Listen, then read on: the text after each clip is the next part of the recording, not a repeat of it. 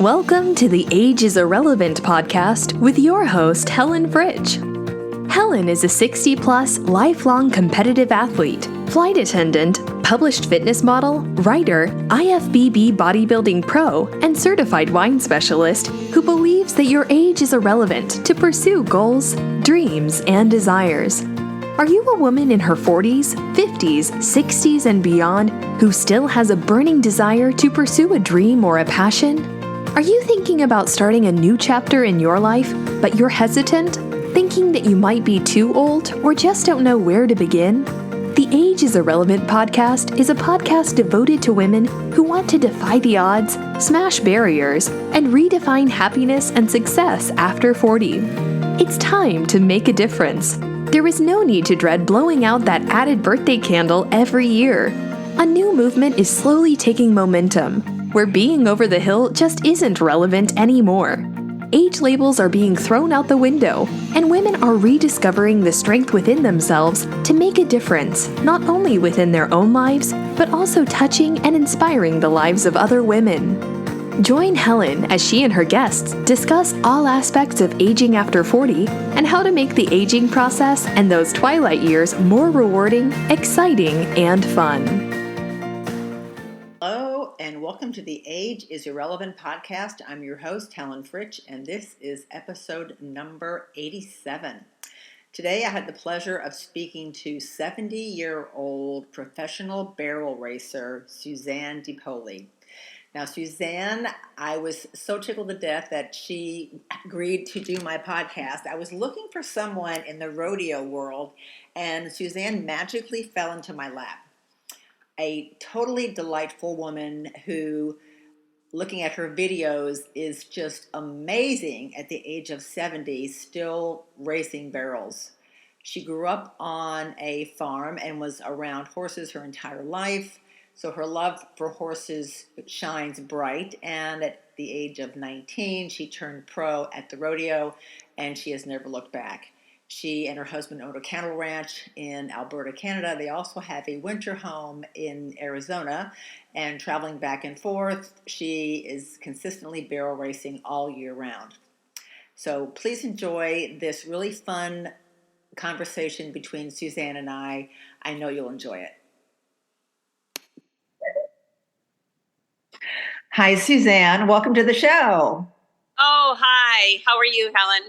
I'm awesome. Thank you so much for joining. We were just speaking right before we hit record that I really wanted to get somebody in the rodeo or a barrel racer, and then you just magically fell into my lap. So I'm tickled to death that you were able to join the show.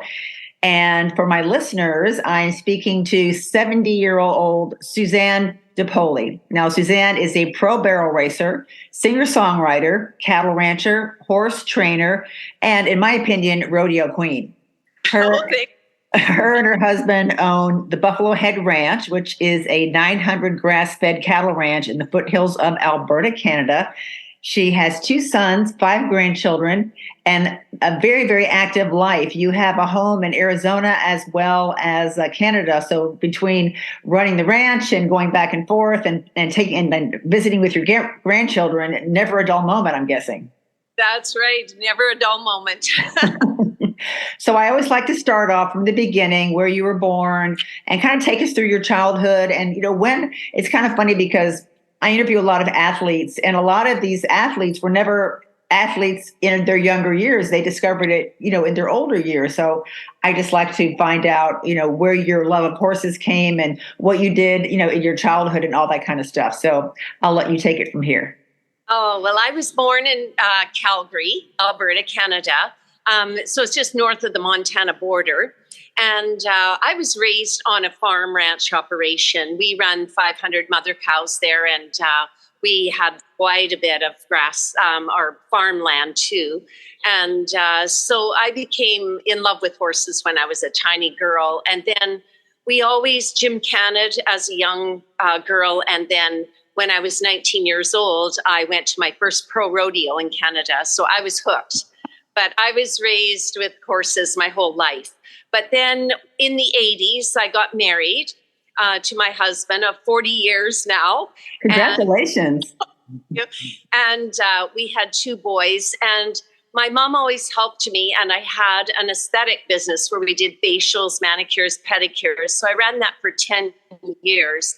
But then my mom suddenly got cancer and passed away at 62. So I was very saddened by that. So I sold off the aesthetic business and I just stayed at home on the ranch because my husband ranches. So it was quite a turnaround. But then I got back into horses. So the love of barrel racing came back, and I just got a really good barrel horse that I made the Canadian finals on. And I just started to train and teach young girls how to barrel race, and it just became such a love. Well, it's interesting because you sent me a video, which I will probably publish when this podcast goes live. And I was like, holy cow, that was amazing. You're literally speeding around these barrels, at full speed. Take us through, how do you train for that? Obviously there has to be some type of, when you're first doing that, especially going that fast, the type of horse obviously matters. So take us kind of through some of the technical stuff. Well, first of all, we train our barrel horses, and it usually takes 3 or 4 years to get them at top speed. Some horses catch on really quickly, especially if they're well broke before you start them on those in the barrels. The barrels are, people that don't understand it, it's a timed event, and you go around 3 barrels in a cloverleaf pattern.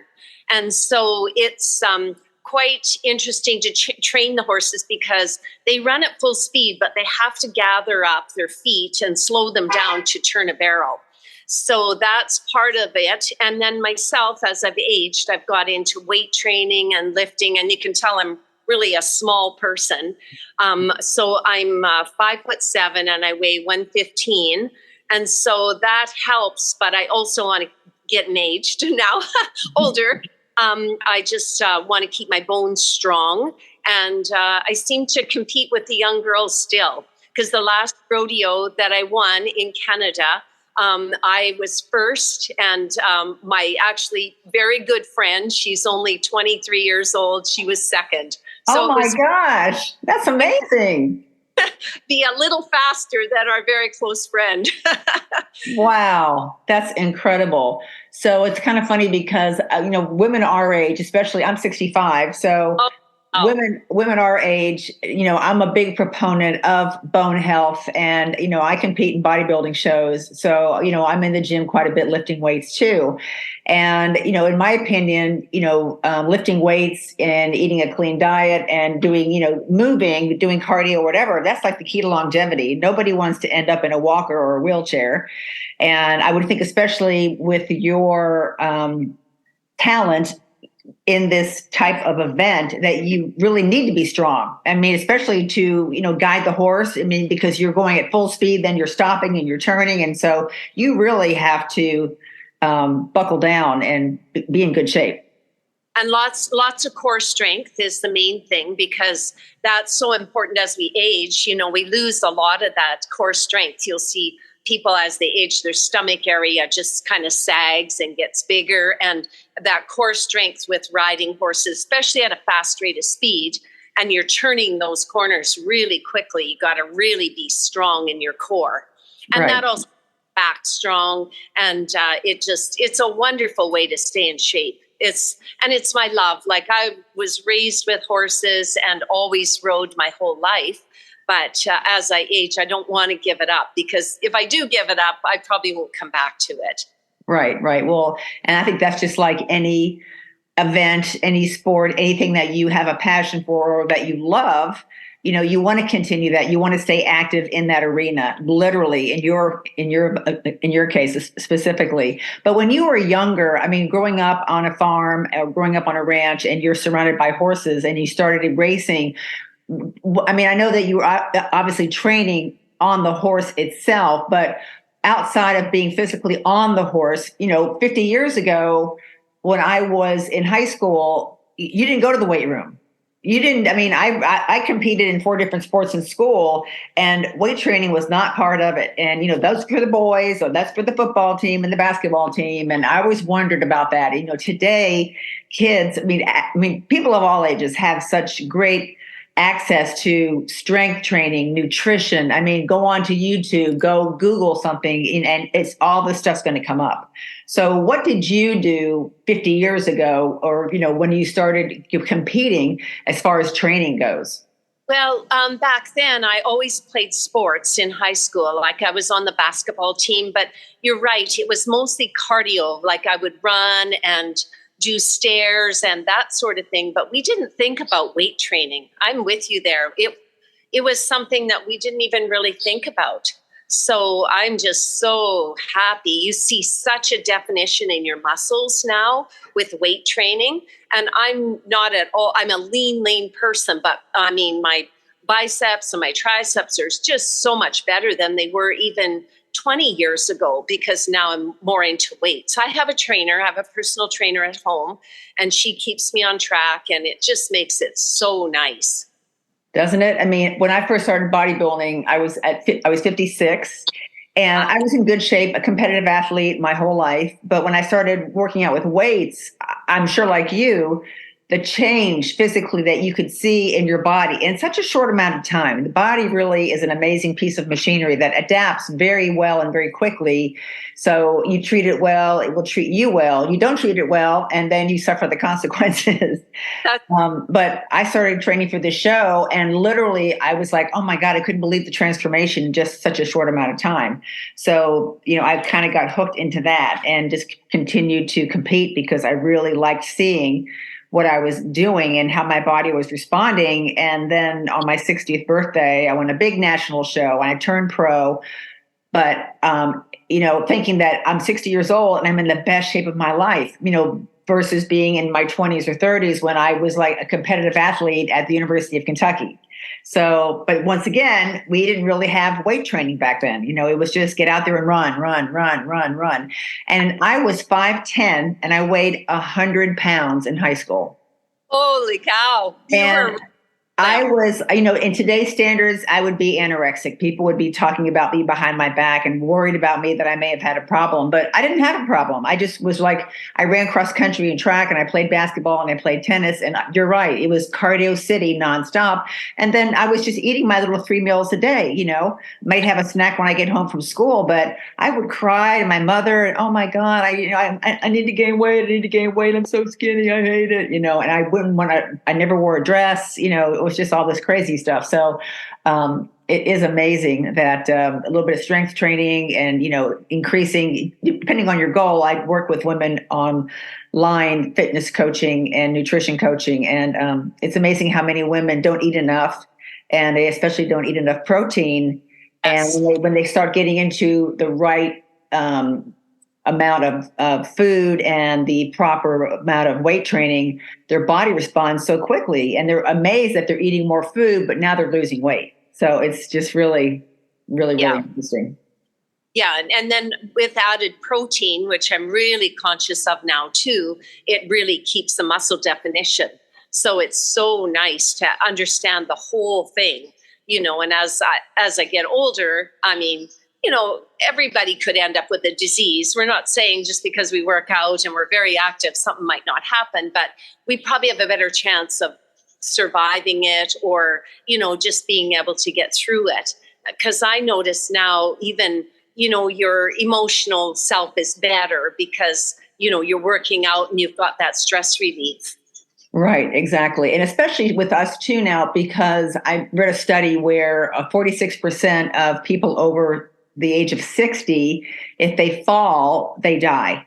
And it's not because of the fall itself, it's because of the complications due to the fall. Basically, poor bone health. They are in the hospital, they contract pneumonia, and then they're done.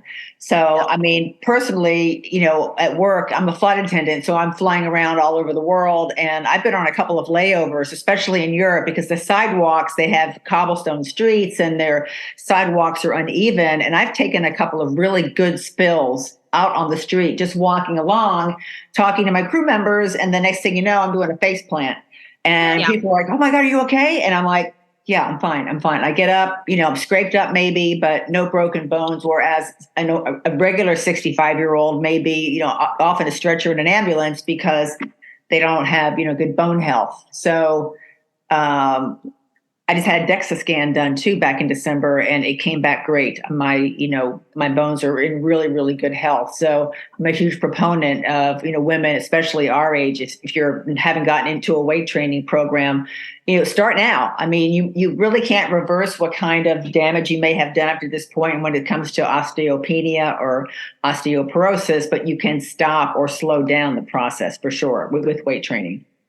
Exactly. Yeah. And like I fell down, we have really lots of snow at home.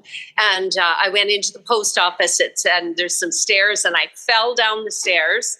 My boots were just slippery. And honest to God, I banged up my arm and everything. And I didn't even notice it the next day. I healed that fast. It was so incredible just because otherwise, I would have, probably broke something. Right. Always working out. Now, have you taken any good falls off a horse?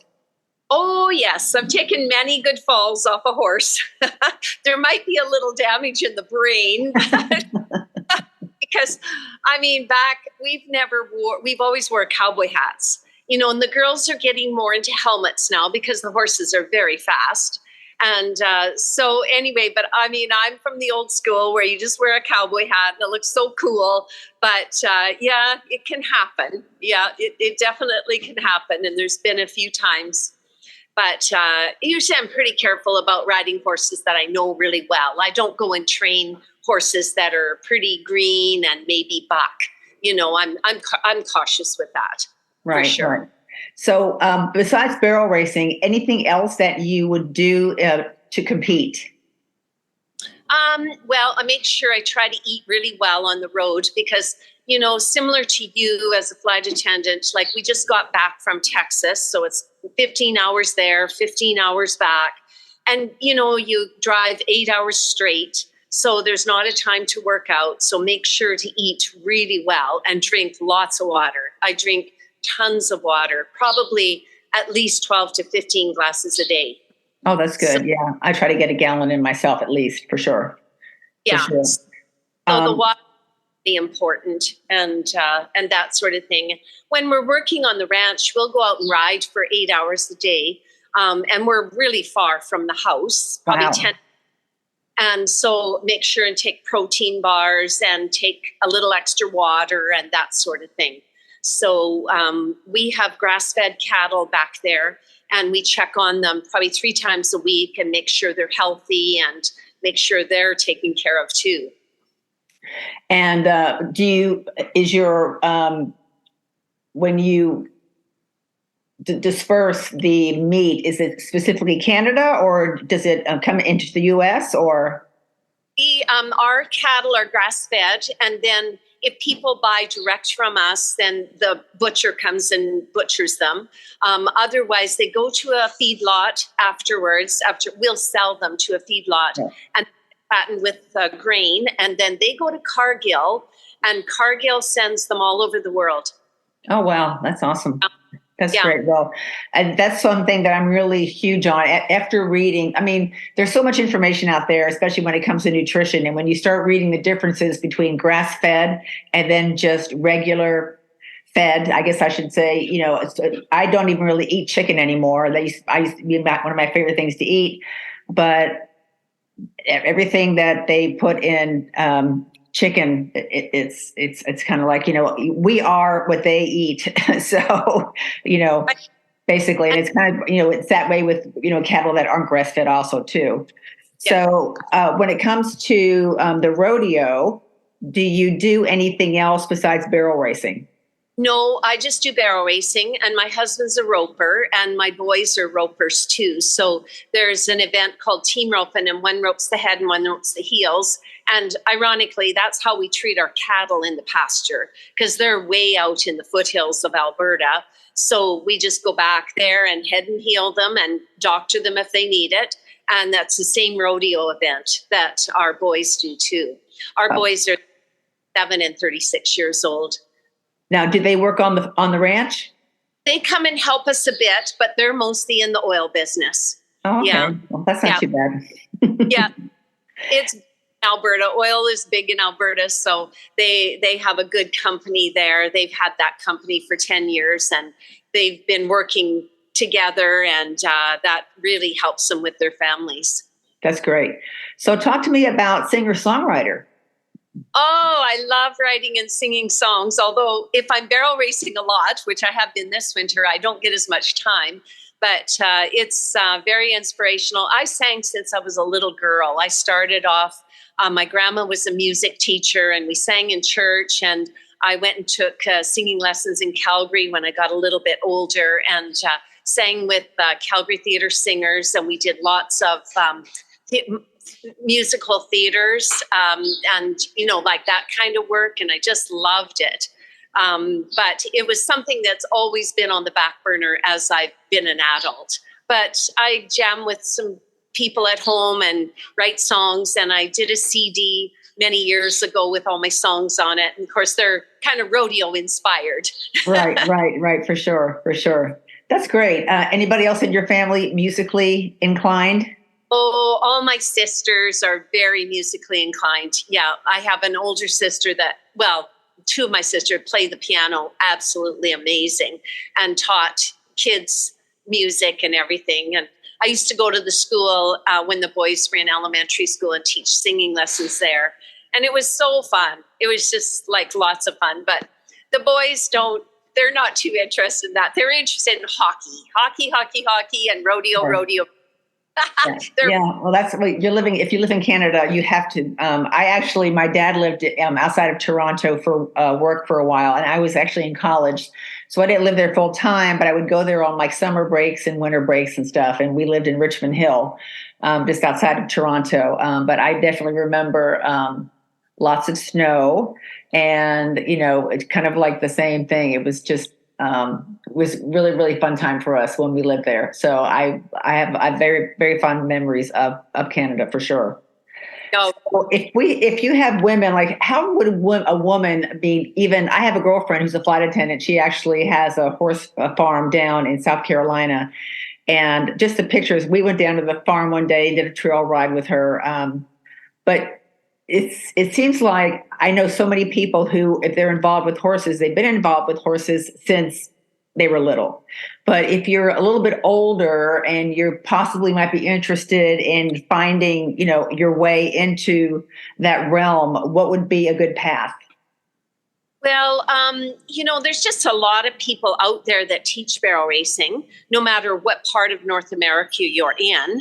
And so I would just suggest that you go online and look for somebody in your area. And then if they want to use them as a mentor and pick up a barrel racing horse, because we have huge jackpots and they pay up to 5 divisions. So if you are, say, they call it the 1D, the 2D, the 3D, the 4D, the 5D.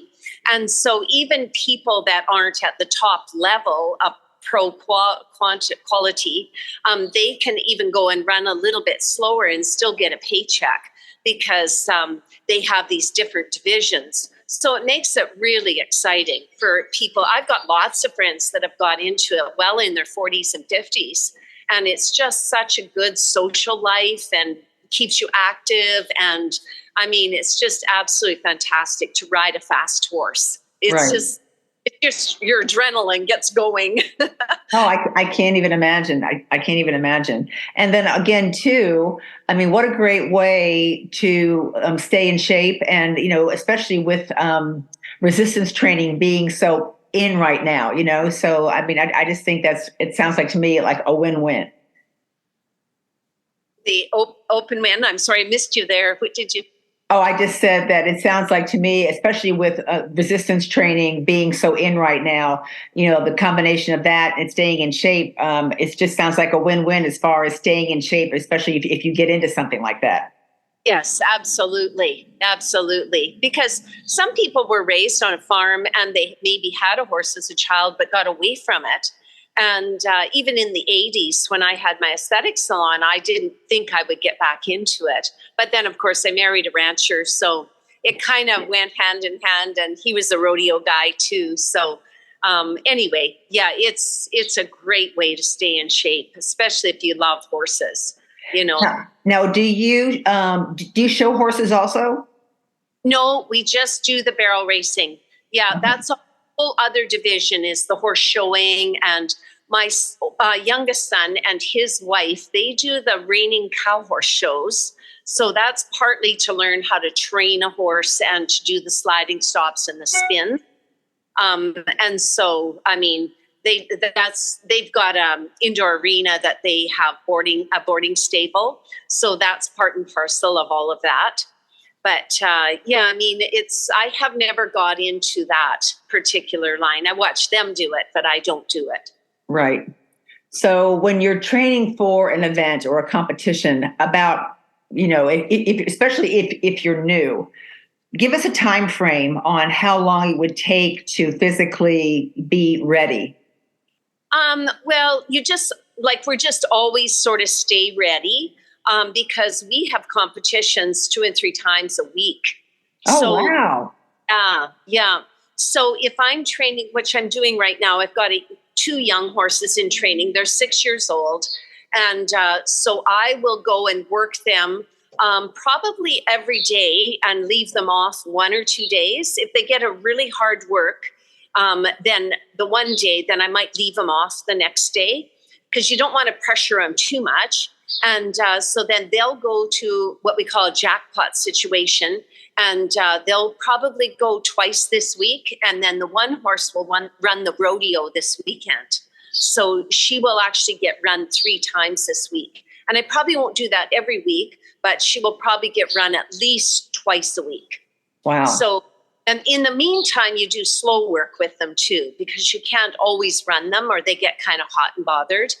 And we do, which, when you get to our level, you end up having a vet on standby and you do almost the same things that we do with our training. We have Beamer blankets and we have nebulizers, so we keep their lungs strong and we make sure that their injections, if their hocks are sore or their feet are sore, make sure they got corrective shoeing. And so it's quite a process to do all of those things to keep your horse going really, really well. So not only do you have to keep yourself in shape, but you also have to really feed your horse twice a day, and they get all kinds of nutrition, just like we do. And it's really down to a science. But we can control what the horses eat. We sometimes don't do that for ourselves. That is so true. And what about how long is a training session for you? We usually train about 15 minutes to an hour. Okay. Yeah. So it just depends, kind of like if the horse is working really good around the barrels, then I might only take them around a few times and then they're done. And then other times, yesterday I was trying out a new bit for the horse's mouth. So I ended up running her a few times. And so normally I only run them once in a session, like hard. So they don't get really tired of really trying to push themselves to that limit all the time. Right. Yeah, do a little bit more work. So she got the day off today. Oh, good. That's great. Let's talk about your nutrition and your training. I like to hear the specifics. Okay, so with me on the specifics with the horse, I give them a high-fat feed. And I also give them beet pulp, which is a good fibrous diet. And then they get the platinum feed supplements. So it keeps the ulcers at bay. Horses are really prone to ulcers, especially when you haul lots and you have them standing by a trailer and that sort of thing. And then I also give the one mare, she has a bit of lung issue and breathing issue. So I make sure that she gets nebulized every day and she gets to breathe. It's almost like a child with asthma. So you just have this nebulizer and you put it on for about 15, 20 minutes every day. And then they breathe in that nice moist, it's actually colloidal silver. I'm not sure if you know. I do. I actually use that. Yeah, it's a natural sort of bacteria killing thing that they breathe in. And then we have what we call beamer blankets, and that's got electronic waves that go through the horse and heal all the areas. So I need one of those. Well, so anyway, we just keep a real close eye on them. If they look like they're losing a bit of weight, you add a little bit more high-fat feed to them and that sort of thing. It's funny that you were talking about that. I started pole vaulting a couple of years ago. I had one of my guests was a pole vaulter. She's 85. And I thought, well, if she can do it, I can do it. And so I actually ended up like pulling a hamstring at one session. And the guys there gave me this veterinary horse balm. Oh, yeah. And I can't remember the name of it, but I have it at home. And it's kind of like in an orange tube. And they said, this stuff will work wonders. And I thought, it worked so well. I could not believe it. I mean, it was just like, I was telling everybody about this. I'm like, forget the, just whatever I can't think what the thing is off the top of my head over the counter, but I'm like, this stuff really works well. So I kind of chuckled about that. Yeah. And you have to laugh because a lot of the things like that humans use, horses use. So like we use dextromethasone a lot to clear their lungs and to open up their airways. And that's exactly what they use for humans. And so there's a lot of things real similar. Right. Now, are these horses, when they're born, are they born basically, exactly what you're going to lead them into, or do you make that decision once they get to a certain age? Well, no, most horses are so highly bred nowadays that they have the bloodlines for barrel racing. They have the bloodline team roping, and they sometimes can cross over, because for team roping, they need a fast horse that is going to, be able to get to a steer fast enough they can rope it. And barrel racing, they seem to be a little bit more thoroughbred-like, and they've bred them to be real race horses. So, but they can cross over. There are rope horses that make barrel horses and vice versa, right. But they're really bred to do it.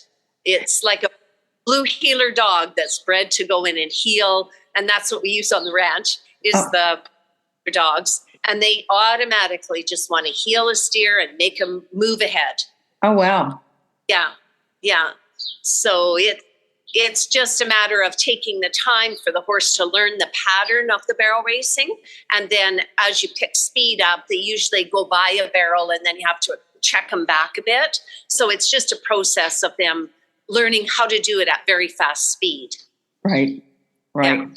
That's really, and to me, it really is fascinating. I've been to maybe a handful of horse shows and a couple of rodeos. I was actually in Houston. I think one time we went to the rodeo, and it was as a spectator, very exciting. It was really exciting. And I even knew back then when I really wasn't into all this nutrition where I'm at now and fitness, thinking, God, these guys and gals have to be in really great shape to do what they do.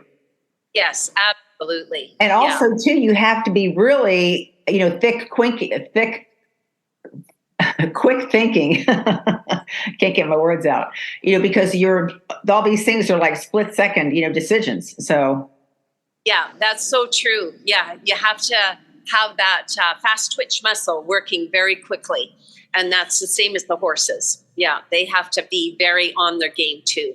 And so, other women, are you the oldest woman competing right now that you know of as like in your area or?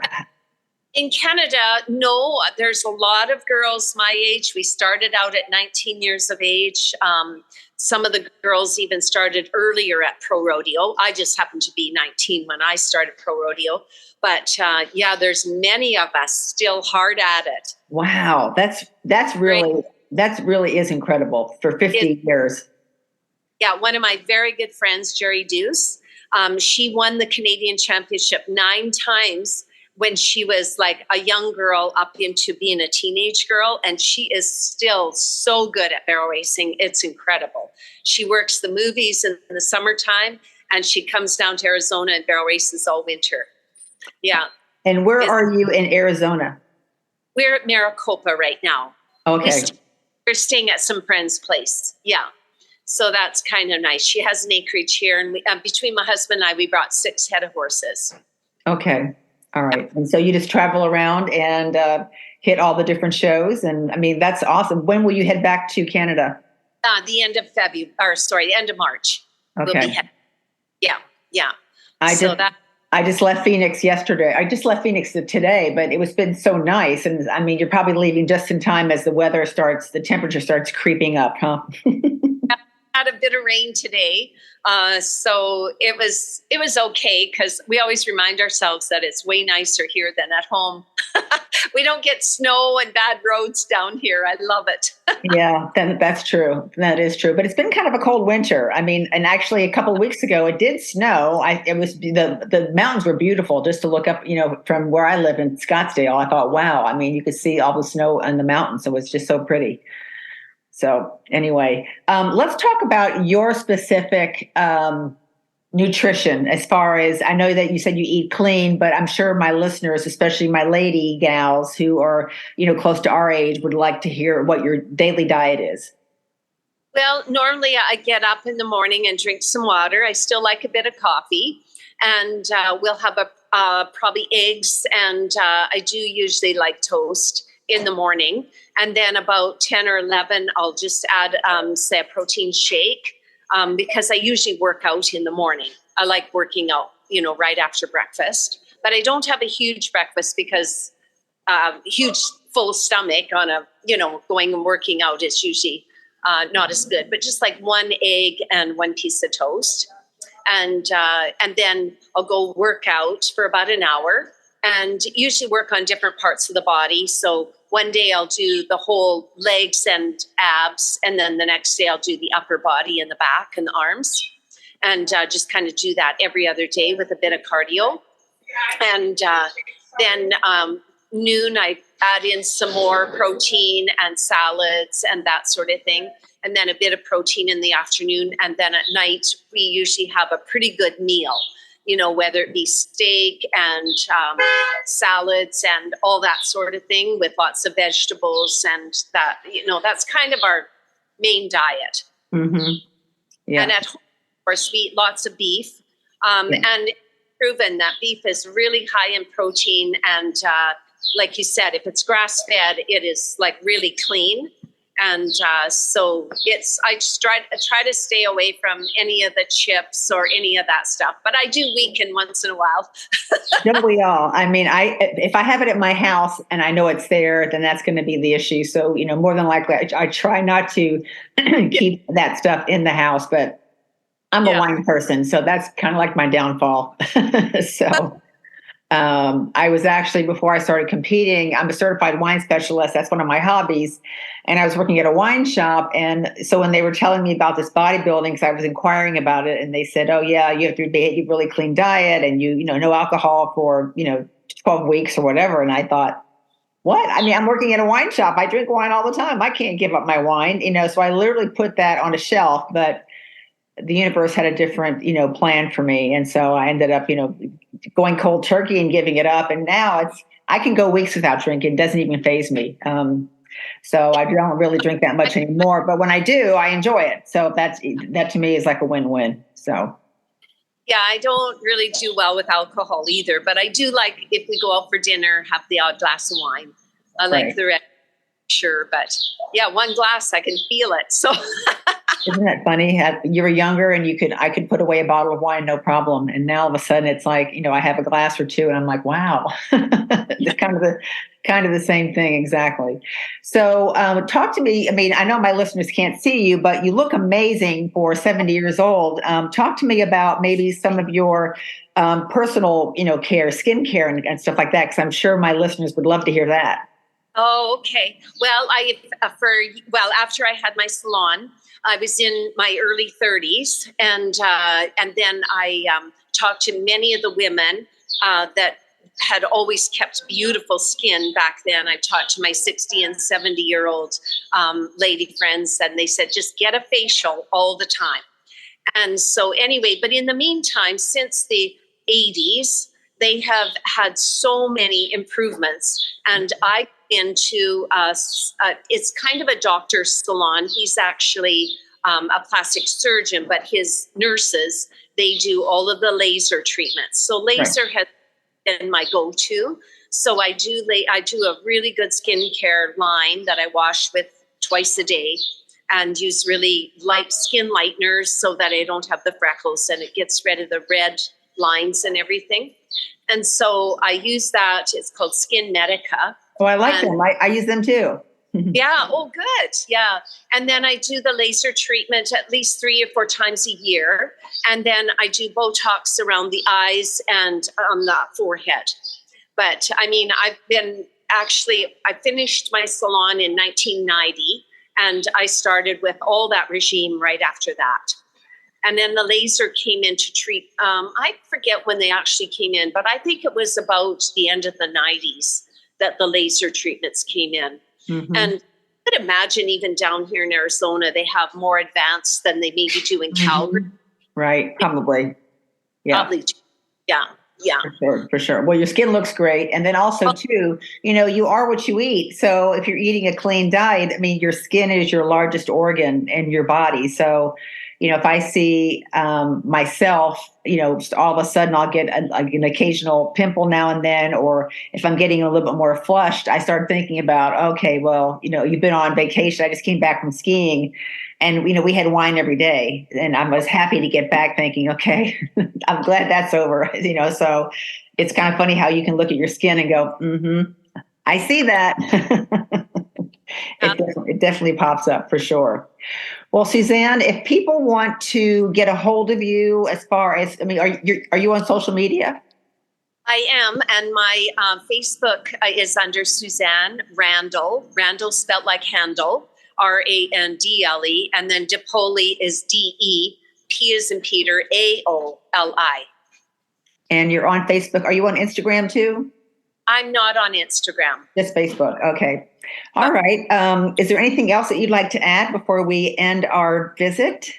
Well, it's been just wonderful. I hope people keep up their longevity and keep doing what they always love to do and stay as active as possible because that's really important. It's so important. And if you can keep your weight at bay, and I know some people have more weight issues than I ever have, but it's still something that's very important to try to stay active.